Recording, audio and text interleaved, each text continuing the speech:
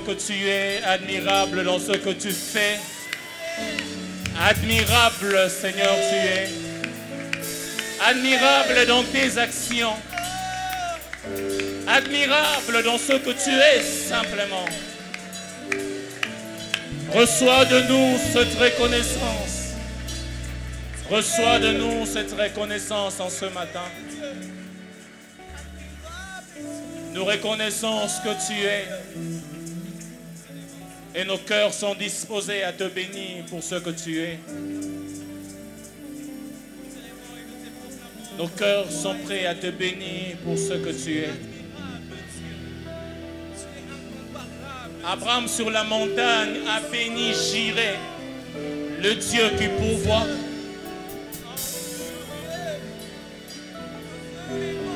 Alléluia.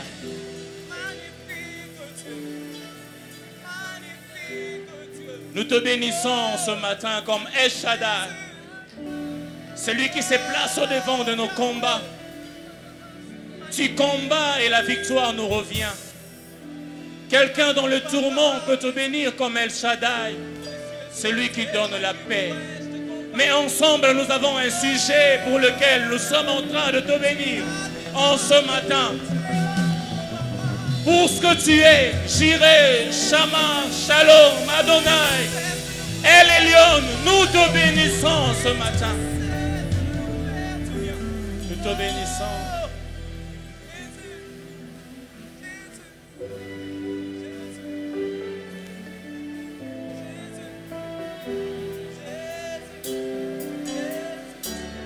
Alléluia.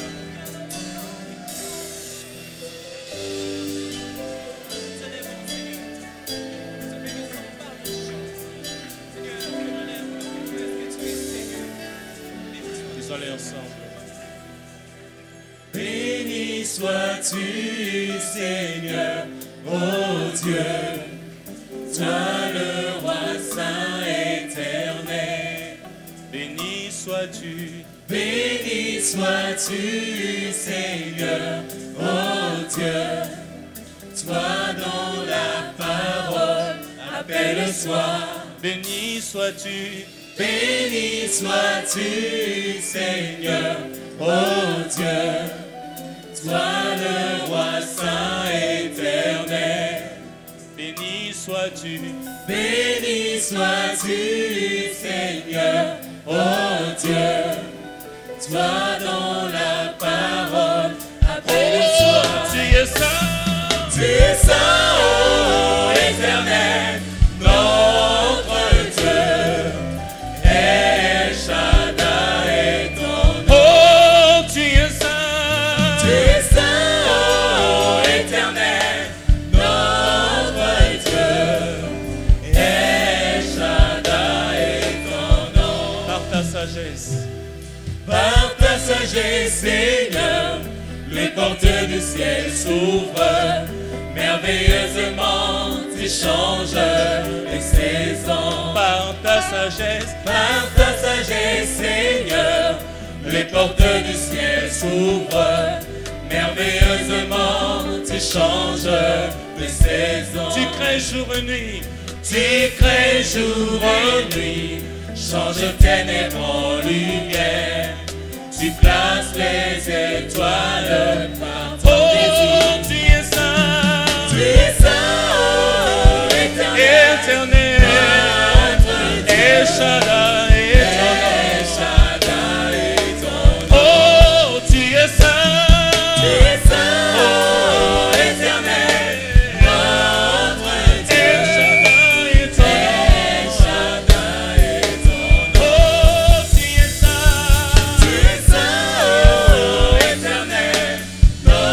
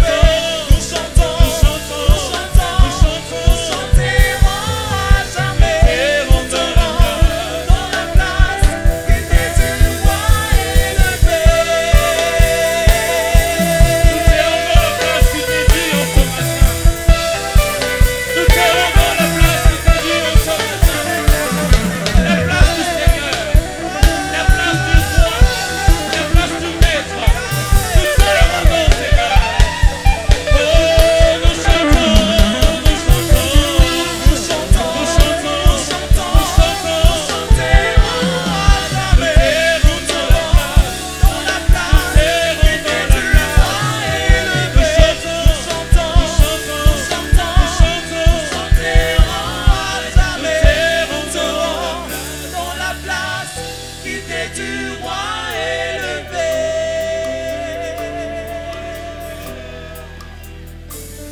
Yahweh,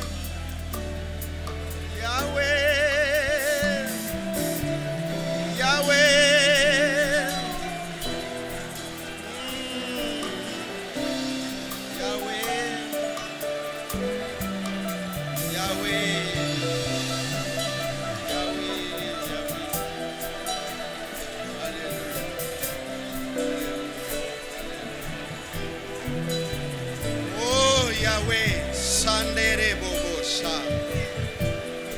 La gloire de Dieu. Tu es le reflet de la gloire de Dieu.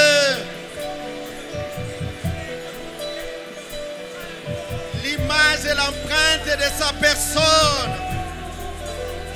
Rekaba Santa. Jésus, nous célébrons ton nom.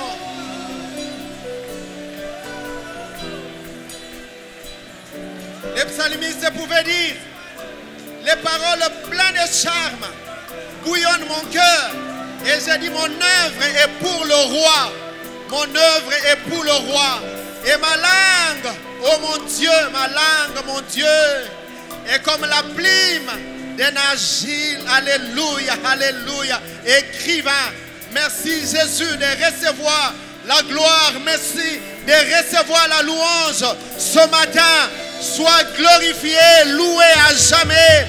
Alléluia, alléluia. Sharababa Sante. Rebaba Sakarebosa. Oui, Jésus. Reçois l'honneur. Reçois l'adoration. Reçois notre louange. Reçois notre considération. Car il est dit, c'est toi qui mérites d'être redouté. C'est toi qui mérites d'être craint. Tu sièges au milieu de la louange de ton peuple. Tu retires la louange de la bouche des enfants et de ceux qui sont à la mamelle. Ce matin, Seigneur, nous célébrons ton nom, Jésus. Sandere Bobo Sheke. Eria Basakare Mama Santa. Alléluia.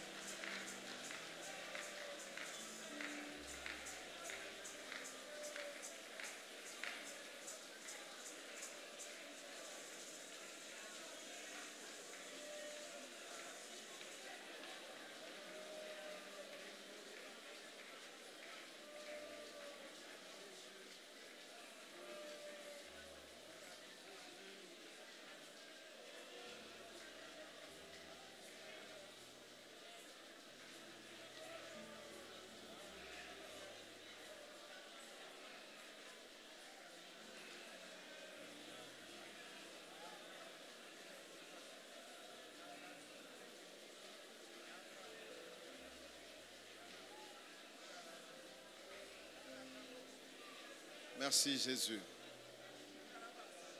Merci notre roi. Alléluia. Alléluia. Est-ce qu'on peut célébrer le Seigneur par des acclamations? Merci Jésus. Merci Jésus. Amen. Pouvons nous rasseoir, nous vous saluons tous au nom du Seigneur Jésus. Je disais, nous vous saluons au nom du Seigneur Jésus. Shalom à tous. Amen. Tout à l'heure là, le pasteur était en cet endroit. Je fais juste les transferts de la commission de Mami Foura qui est de loin a salué toute l'église. Papa a quitté un peu plus tôt. Est-ce que vous recevez les salutations de Mami Foura?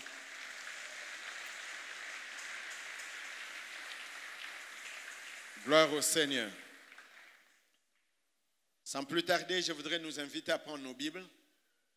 Nous avons quelques textes à lire ce matin. Le premier, nous le trouvons dans les livres d'Exode au chapitre 25. C'est un texte que nous connaissons, nous pouvons même le réciter sans le lire. Au verset 8e, la Bible dit « Ils me feront un sanctuaire, j'habiterai au milieu d'eux. Vous me ferez les tabernacles et tous ces ustensiles d'après le modèle que je vais te montrer. » En Roi, au chapitre 8, 1 Roi 8, nous lisons les seuls versets 6 et à la maison nous pouvons lire tout le chapitre.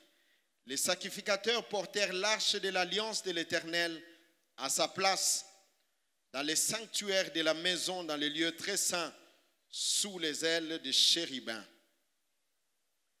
Et la Bible dit au verset 10, au moment où les sacrificateurs sortirent du lieu saint, la nuée remplit la maison de l'Éternel. Les sacrificateurs ne purent pas y rester pour faire les services à cause de la nuée, car la gloire de l'Éternel remplissait la maison. Et à Salomon d'interpréter, il dit la chose suivante, l'Éternel veut habiter dans l'obscurité. Ce matin, nous voulons nous entretenir autour de ce thème.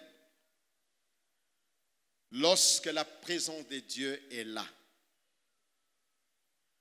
Lorsque la présence de Dieu est là. Depuis quelque temps, nous sommes en train de parler de la gloire de Dieu. La gloire de Dieu, bien-aimé, n'est rien d'autre que la présence manifeste de Dieu. Et déjà, d'entrée de jeu, je voudrais nous dire que lorsque la présence de Dieu ou la gloire de Dieu se manifeste dans la vie de quelqu'un, il y a une nette différence qui s'opère. On observe une grande différence.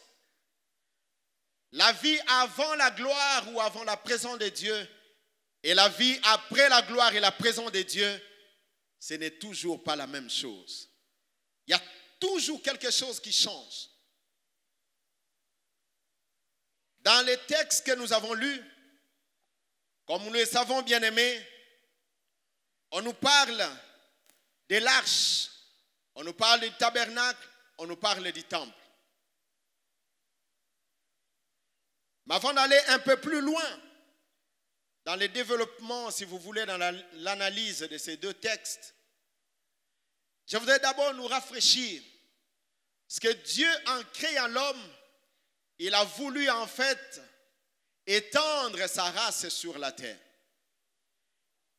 Cherchant à étendre sa race sur la terre, Dieu a voulu la cohabitation ou l'habitation avec l'homme. Ce qui était la présence de Dieu dans l'homme et la présence de Dieu avec l'homme. Mais nous connaissons tous comment les choses se sont passées et comment les choses ont évolué.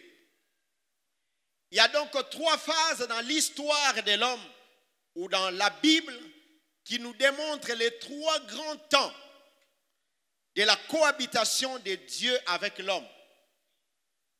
La première phase, c'est la phase où Dieu a cohabité avec l'homme avant la chute.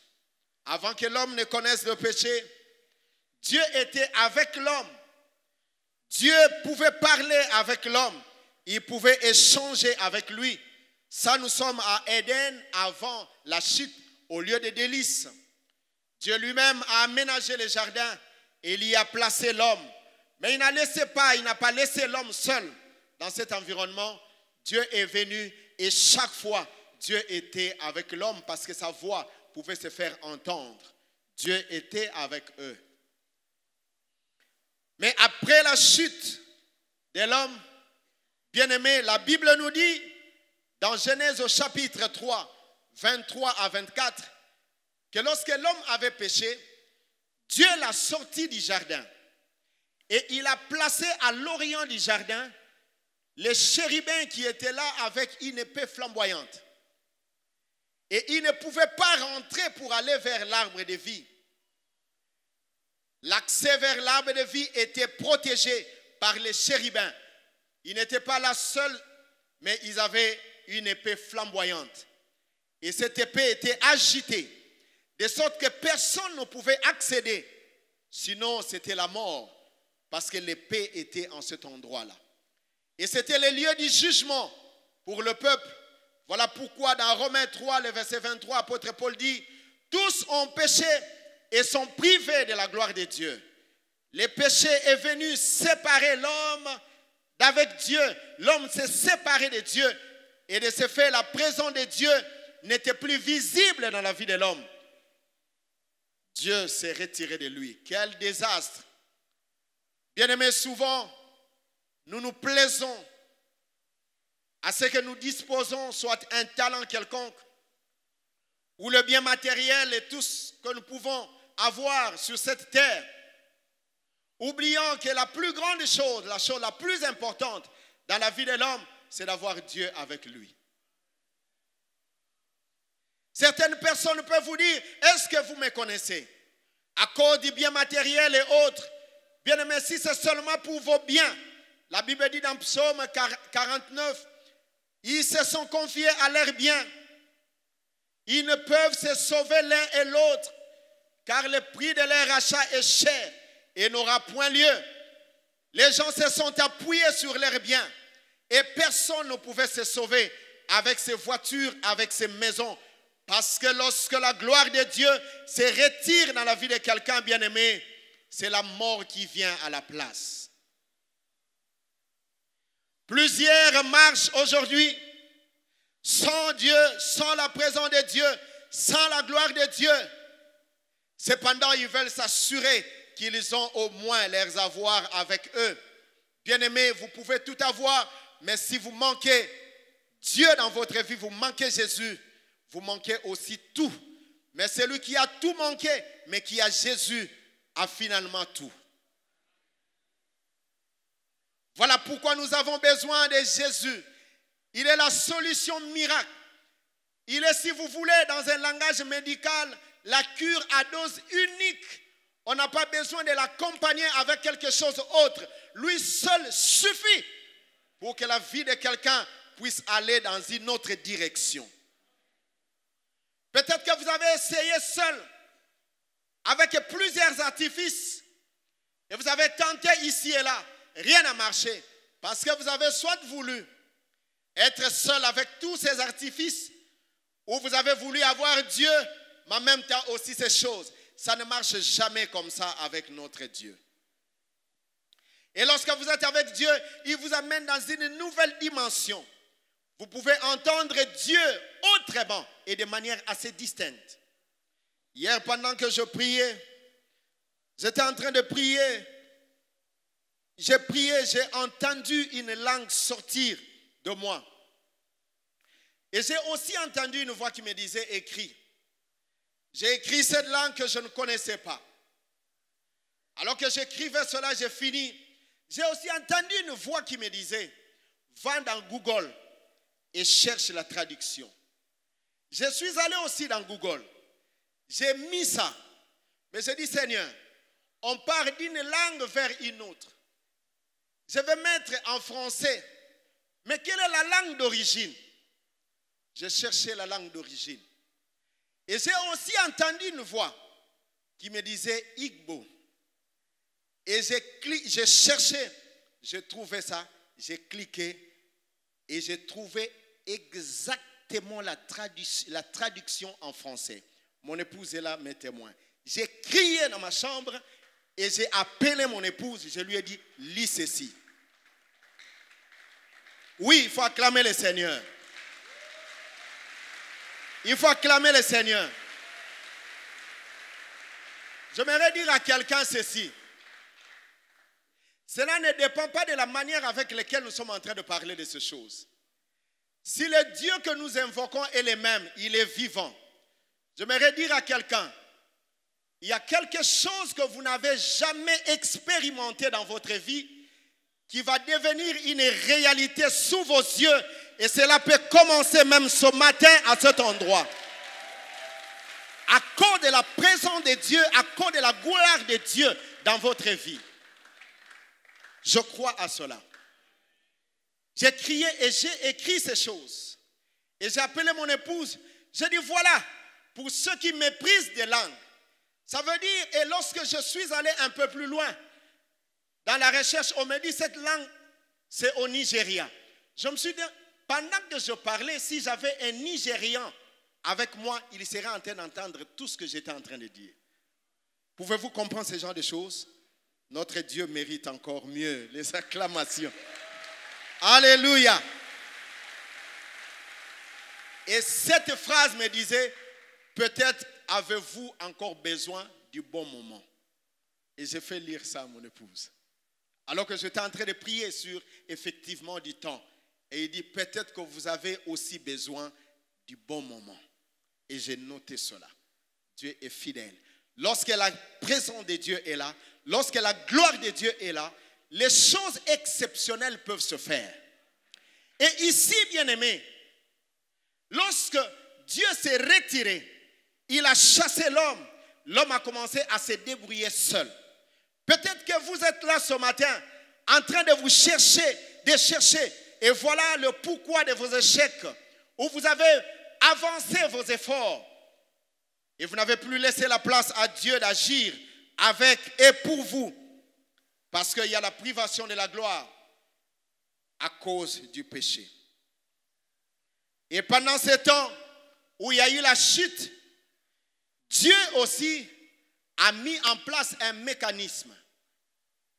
Il a placé quelque chose d'autre, un mécanisme pour maintenir les contacts avec son peuple, pour ainsi faire pérenniser sa gloire dans l'homme. La gloire de Dieu, c'est la présence de Dieu. Cette gloire, lorsque vous lisez la Bible emploie 3 concepts. Il y a principalement 2 termes qui sont employés pour exprimer la gloire. Et il y a un 3e qui plus tard été employé par les rabbins. Mais le tout premier, nous l'avons vu le dimanche dernier, kavod, qui veut dire ce qui est lourd, pesant. Mais aussi le terme grec doxa. C'est l'éclat, l'honneur, ce qui peut paraître. Lorsque la gloire de Dieu descend, il amène ce qui est pesant et il nous place à être positionnés. Et celui en qui habite la présence de Dieu ou la gloire de Dieu, il devient pesant. Bien-aimé, là où vous êtes, il est difficile que quelqu'un vienne vous déboulonner de cet endroit. Quel que soit le type de clé dont il peut se servir. Les gens peuvent venir pour chercher à vous déboulonner à cet endroit. Personne ne saura parce que la présence de Dieu est avec vous. Vous allez entendre dans certains endroits, un chef s'est levé, commencer à déclarer des choses sur les gens. Il dit, vous, je vous ferai partir de cet endroit. Mais lorsque la gloire de Dieu est en vous, lorsque la gloire, la présence de Dieu est en vous, vous devenez pesant. Et celui qui ose vous déboulonner, c'est lui-même qui sera déboulonné. Mais il y a aussi le doxa, qui est l'éclat. C'est-à-dire lorsque quelqu'un a la gloire et la présence de Dieu dans sa vie, bien aimé, on doit voir les choses aller de gloire en gloire et l'éclat sera tellement visible et les gens vont glorifier le Seigneur que vous invoquez. Et comme je disais, les rabbins employaient le terme Shekinah. Plus tard qu'on a vu aussi dans le parcours de Moïse qui était la gloire manifestée visiblement. Moïse voyait la présence et la gloire de Dieu à travers la nuée. Entre les 2 chérubins.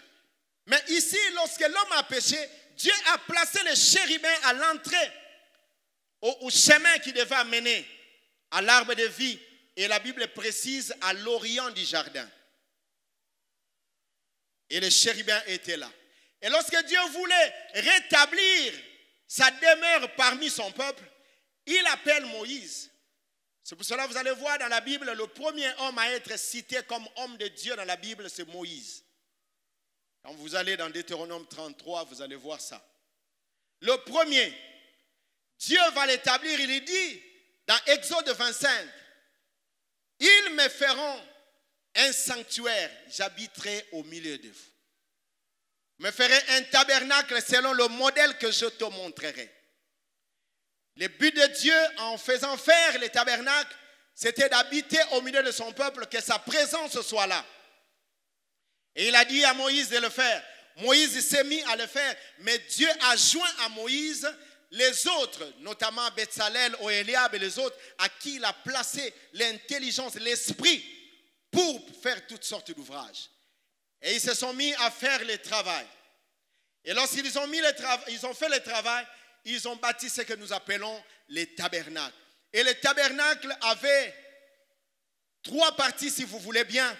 Le parvis, et il y avait la tente d'assignation avec 2 parties dans l'ensemble pouvait faire 3 parties. Le parvis, les lieux saints et les saints des saints. Et suivez-moi très bien, la particularité des saints des saints, il n'y avait qu'un seul objet dans cette partie-là, et le seul meuble qui était dans cette partie s'appelait l'arche de l'alliance. Et l'arche de l'alliance était un coffret qui était fait du bois d'acacia. C'est Dieu qui a précisé, il a dit pas n'importe quel genre de bois. C'est Dieu lui-même qui a précisé le type de bois. Ils ont pris le bois d'acacia. Je bénis le Seigneur. Je priais, le Seigneur m'a donné, avant que je ne me marie, mes enfants, le Seigneur les a identifiés à acacia. C'est comme ça, tous s'appellent acacia. Bien-aimés, ce bois était choisi par Dieu pour porter la présence de Dieu. Et à côté de ce bois, il y avait de l'or. Il dit, tu vas couvrir ce bois de l'or. Et les 2 objets, l'un présentait l'humanité de Christ et l'autre, la divinité parfaite de Christ, mis ensemble. Et il devait faire le coffret. Et sur le coffret, il y avait ce qu'on appelle le couvercle, le propitiatoire, fait de l'or pur, massif. Et on devait le placer dessus. Et sur ce propitiatoire, il y avait 2 chérubins, dont les ailes étaient déployées vers le ciel, mais qui protégeaient le propitiatoire. Et ils se regardaient, ils tournaient les regards sur le propitiatoire.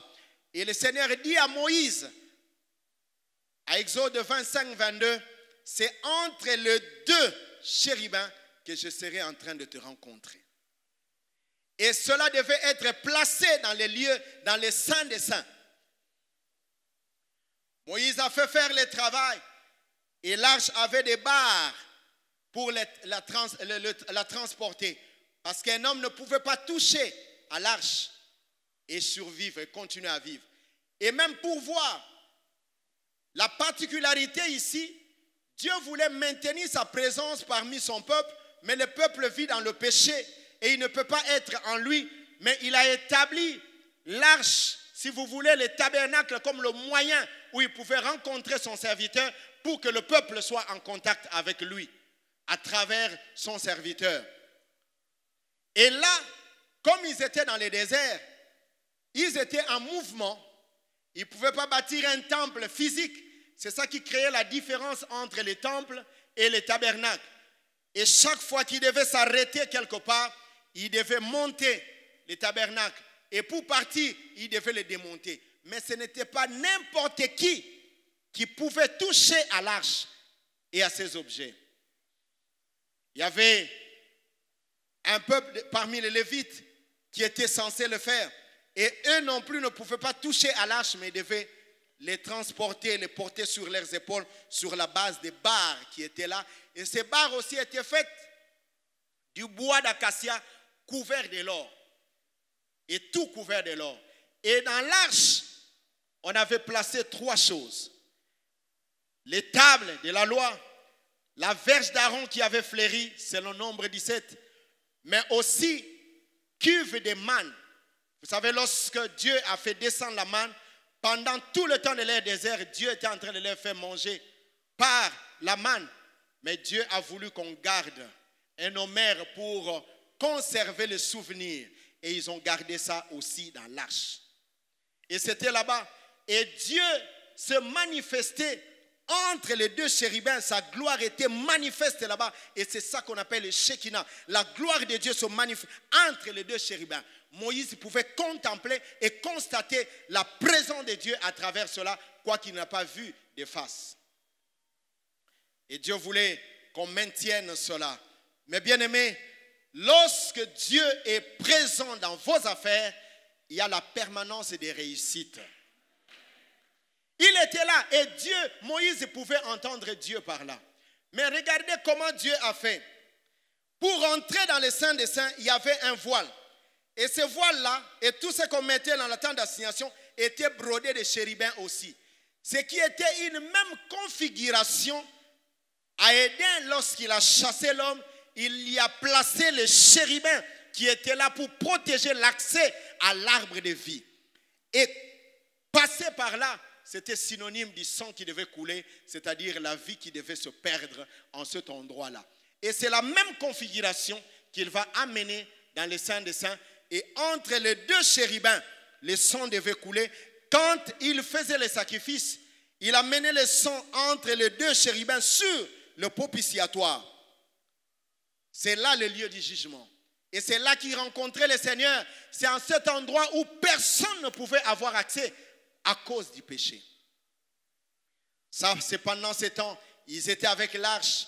Ils ont évolué jusqu'au moment où l'arche évoluait entre 6 tribus en avant et 6 tribus derrière. Sauf lorsqu'il était question de traverser le Jourdain. Et lorsqu'il était question de donner la voix, il pouvait prendre les devants. Mais toute la fois, c'est protégé entre 6 tribus devant et 6 tribus derrière. La présence de Dieu.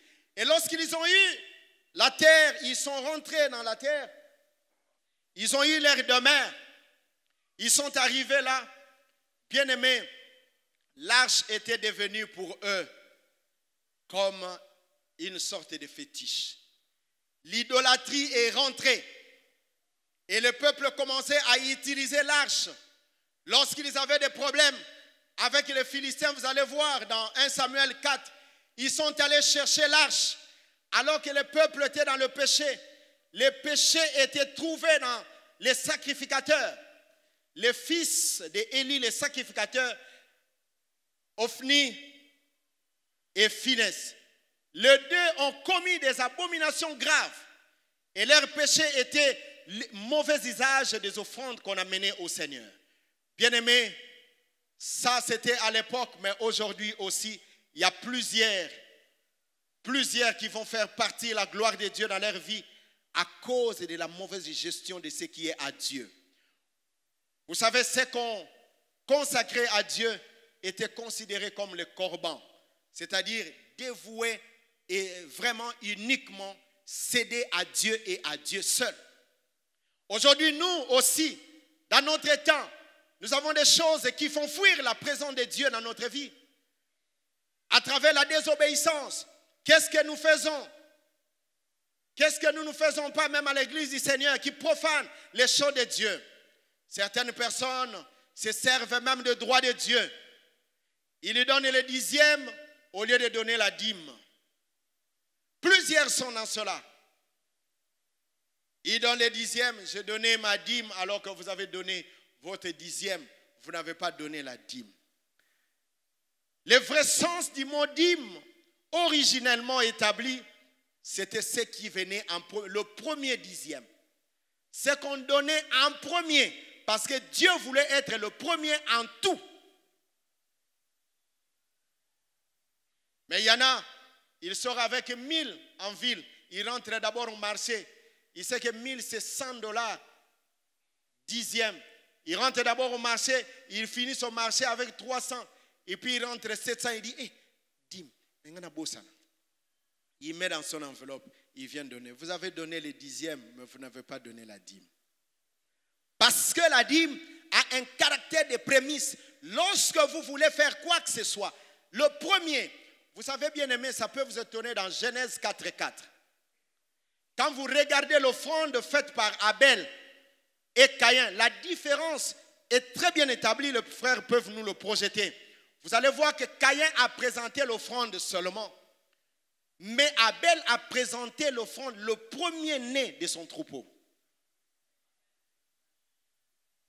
Et la Bible dit, Dieu agréa favorablement.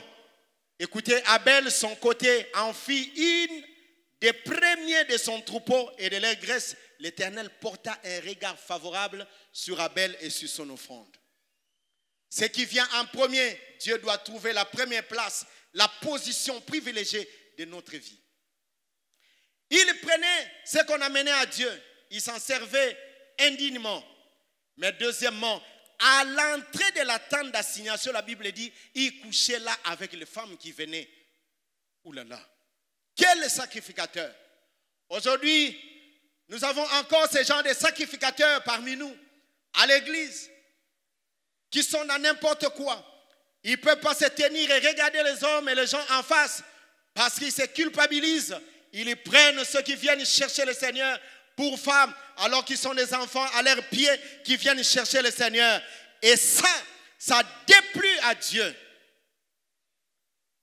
Et lorsque la guerre a commencé, ils sont allés chercher, alors que les Philistins étaient en train de prendre le dessus sur eux, ils ont dit, allez chercher l'arche. Ils sont allés, ils ont pris l'arche, ils ont amené l'arche. Et lorsqu'ils ont crié que la présence de Dieu est là dans le camp, les Philistins ont entendu le bruit. Ils ont dit, qu'est-ce qu'il y a? Ils ont dit, non, leur Dieu est venu. Alors ils ont dit, comme leur Dieu est venu, nous ne pourrons rien. Mais ils se sont quand même battus contre eux. Ils se sont rendus compte qu'il n'y avait point de fait. Pourquoi? Parce que le péché était rentré. Et ce péché était commis non pas seulement par le peuple, mais ceux qui étaient censés diriger le peuple. Bien-aimés, le mal que nous vivons aujourd'hui aussi, ça peut arriver que ça soit parmi les serviteurs, parmi les responsables, ceux qui doivent conduire, les responsables des familles. Vous savez, en tant que parents, nous sommes les sacrificateurs de l'Éternel dans nos maisons. Et le mal vient à travers les sacrificateurs. Et la présence de Dieu se retire. Et vous rendez l'action de Dieu inefficace, inopérante dans votre vie à cause du mal, à cause du péché. Et l'arche a été emportée par les Philistins. Mais lorsque c'est allé chez les Philistins, ça a eu beaucoup d'effets chez les Philistins parce que Dieu ne pouvait pas cohabiter avec le mal. Ils l'ont placé à côté de leur Dieu Dagon. Le lendemain, ils sont venus trouver Dagon tombé. Et ils l'ont relevé. Et quelques jours, ils sont revenus encore, ils l'ont trouvé là fracassé. Pourquoi? Parce que Dieu ne cohabite pas avec le mal. Les choses que vous mettez à côté de notre Dieu, ça ne marche jamais comme ça. Et l'arche n'a plus eu son effet parmi le peuple de Dieu. Et plus tard, lorsque David va prendre le pouvoir, la chose qu'il va chercher de premier, c'est de retrouver l'arche. Il va chercher l'arche. Il amène l'arche et l'arche est placée dans une tente. Et il va avoir à cœur de pouvoir bâtir à l'Éternel un temple pour garder l'arche. Parce qu'il disait, moi j'habite une maison faite de bois de cèdre. Mais pourquoi l'arche de l'alliance reste dans la tente? Et lorsqu'il voulait le faire en parlant avec Nathan, Dieu lui a dit que ce n'est pas lui qui le ferait. Et c'était son fils, et c'est Salomon qui a fait le temple. C'est la lecture que nous avons faite. Nous avons le tabernacle, nous avons le temple ici. Et lorsque le temple est fait, bien aimé, la Bible dit on amena l'arche. Lorsqu'on a amené l'arche, dans l'arche, il n'y avait que les tables de la loi. On n'a plus trouvé la verge d'Aaron et la manne qui était dedans. Alors quelqu'un va me demander, pasteur, c'est allé où? Moi, je ne sais pas. Mais il n'y en avait plus. Mais les tables de la loi étaient là. Pourquoi? La gloire de Dieu se maintient là où il y a la parole de Dieu. Bien-aimés, vous ne pouvez pas expérimenter la gloire et la présence de Dieu là où il n'y a pas de... Si la parole de Dieu n'est pas là. La parole de Dieu rend la présence de Dieu réelle et palpable au milieu de ses enfants. Ils ont amené l'arche. Et ma Bible me dit, de la même manière que lorsque Moïse, dans Exode 40, il a fini de monter, de placer l'arche, il sortait de la tente d'assignation, la gloire de Dieu est descendue. Et les sacrificateurs qui étaient là, lorsqu'ils ont amené l'arche dans le temple de Salomon, ils sont sortis seulement. La gloire est descendue. C'était encore du noir. Mais la gloire de Dieu a éclairé toute la chambre. Et Salomon a dit, ah, c'est que Dieu veut habiter dans l'obscurité. Ça veut dire que lorsque Dieu vient, la présence de Dieu vient, il chasse l'obscurité, il chasse les ténèbres. Les ténèbres, c'est l'ignorance. Bien aimé, il y a beaucoup de gens qui sont dans l'ignorance, dans les ténèbres aujourd'hui.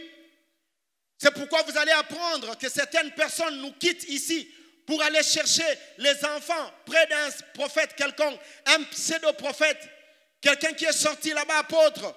On y va vite avec de l'eau, de l'huile et toute forme de choses pour pouvoir maintenir et illustrer la présence de Dieu. Non, bien-aimés, ces choses ne peuvent jamais remplacer notre Dieu.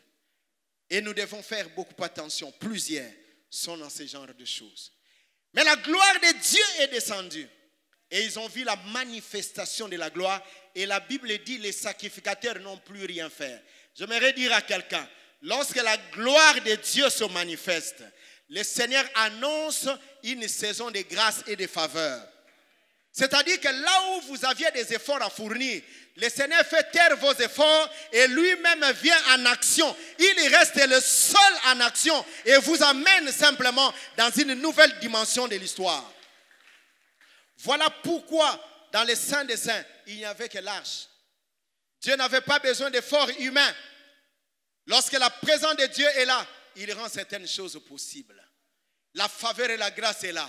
On raconte l'histoire d'une femme dans un pays d'Afrique, une servante de Dieu qui cherchait le Seigneur, marchant avec Dieu, mais elle vendait du pain. Et vendant ce pain, elle courait. Il y avait un homme qui est venu de l'Amérique et cet homme était une grande star dans son pays. Il a pris des photographes, on faisait des shootings, photos, on faisait cela et puis la maman venait avec son panier. Il dit pain, pain, pain, pain. Puis non, nous n'avons pas besoin de pain ici. On l'a chassé. On l'a chassé. Et pendant que ce monsieur prenait ses photos, une prise est allée sur la maman. Tac. Et quand ce monsieur est allé pour faire la sélection de ses photos, il faisait la sélection, il trouve la photo de cette dame. Alors quelque chose a tiqué sa personne, a regardé la femme, son visage et tout ça, mais il a trouvé, il dit, mais sa taille. Et il a pris, comme ils savent bien nous monter, ceux qui font ce genre de choses le connaissent, Photoshop, il prend la photo, il a mis une autre robe.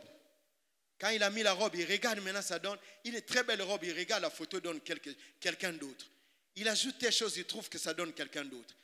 Et puis directement, il trouve, il dit, mais cette photo peut aider pour faire un postage, pour publicité et avoir beaucoup d'argent. Il sort, il va chercher la dame partout. Il a cherché ses amis et on a trouvé la dame. Bien aimé, je vous dis une histoire vraie, mais j'étais quand même les structures. Il y a une banque sud-africaine qui utilise la photo de cette dame aujourd'hui. Il y a une grande boulangerie, la boulangerie d'où elle prenait le pain, qui lui a donné autant de choses. Et cette dame aujourd'hui, elle est millionnaire à cause seulement de ça.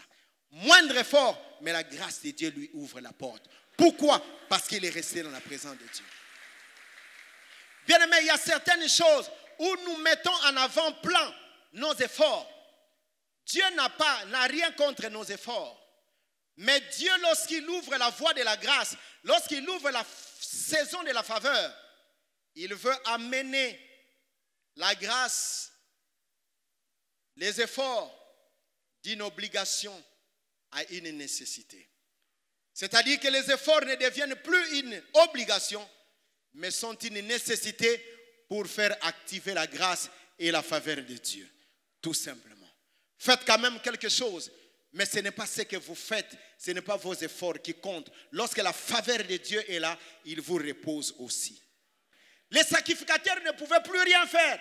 Parce que Dieu était tellement présent qu'il n'avait pas besoin d'un homme pour venir faire que la présence de Dieu soit manifeste. C'est parce qu'il était déjà là.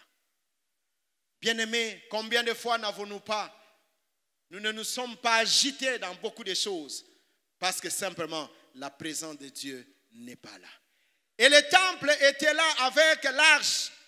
Mais lorsque le peuple a commis le péché, sous le roi Joachim, Dieu a permis que Nabuchodonosor vienne, le roi babylonien, puisse profaner le temple et amener les ustensiles du temple.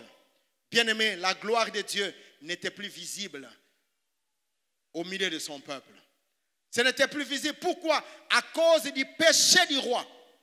Bien-aimé, le péché d'un peuple peut venir aussi à la tête. Et là, ça peut retirer la gloire de Dieu sur le peuple. Le péché peut venir par les responsables de la famille et la gloire de Dieu se retire de la famille. Combien de gens aujourd'hui n'entretiennent-ils pas de choses qui n'honorent pas le Seigneur dans leur famille, qui n'honorent pas le Seigneur dans leur vie? Et vous demandez pourquoi les enfants sont-ils dans cette condition? Parce que la présence de Dieu n'y est plus. La présence de Dieu est partie.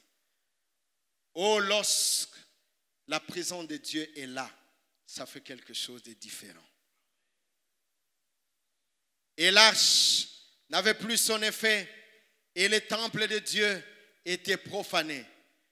Il y a eu un deuxième temple qui a été reconstruit au même endroit, sous Zorobabel. Et le temple était construit, mais nous voyons dans Ézéchiel, la Bible nous montre que cette gloire aussi à un moment donné, à cause du péché, a commencé à quitter. Ça quittait les lieux très saints pour aller sur les chérubins. Des chérubins pour aller au seuil du temple.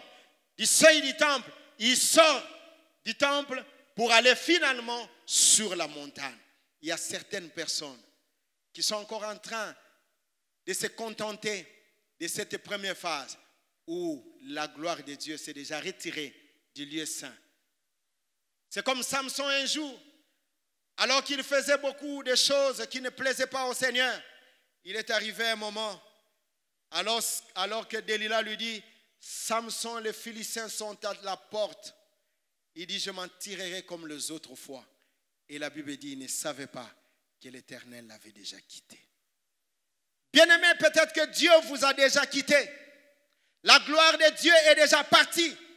Vous êtes en train de travailler avec vos propres efforts. Bien-aimé, personne ne peut pleurer à Dieu avec ses propres efforts. Nous avons besoin de laisser la présence de Dieu nous aider, nous secourir. Et la gloire de Dieu est partie. La gloire de Dieu est partie. Mais bien-aimé, gloire soit rendue à notre Dieu. Dans Hébreux 10, verset 20, la Bible dit, il a inauguré une voie par le voile de sa chair. On parle de Jésus-Christ de Nazareth. Là où le jour, Seigneur, est allé à la croix. Alors qu'il était à la croix, pendant qu'il était meurtri à la croix, et le diable était en train de jubiler, le Seigneur a crié, tout est accompli.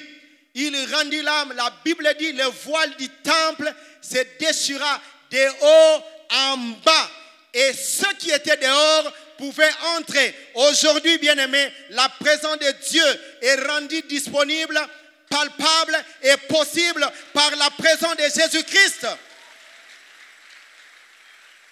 Bien-aimés, lorsque Jésus vient dans la vie de quelqu'un, c'est la gloire de Dieu qui est là. Il dit dans Jean, celui qui aime, qui m'aime, qui aime ma parole, mon Père l'aimera. Et moi et mon Père, nous viendrons en lui et nous ferons à lui notre demeure. Il veut de sa présence dans notre vie. Il veut de sa présence dans ta famille.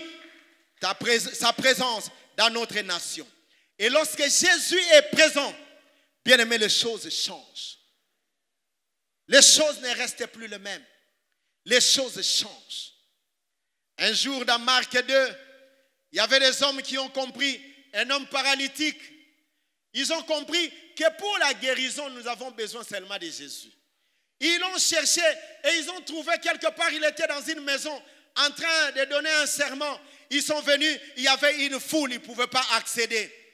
Bien-aimés, lorsque la gloire de Dieu se met en mouvement, ils vous rendent capables de certaines choses, d'une imagination extraordinaire. Ces hommes, 4 qui étaient avec leurs amis, sur les lits, ils sont montés sur le toit. Ils ont percé le toit de la maison et ils ont projeté le corps de leur ami. Et le corps est descendu devant le Seigneur. Il était dans la présence de Jésus-Christ. Et Jésus l'a vu, a dit, mon fils, tes péchés te sont pardonnés.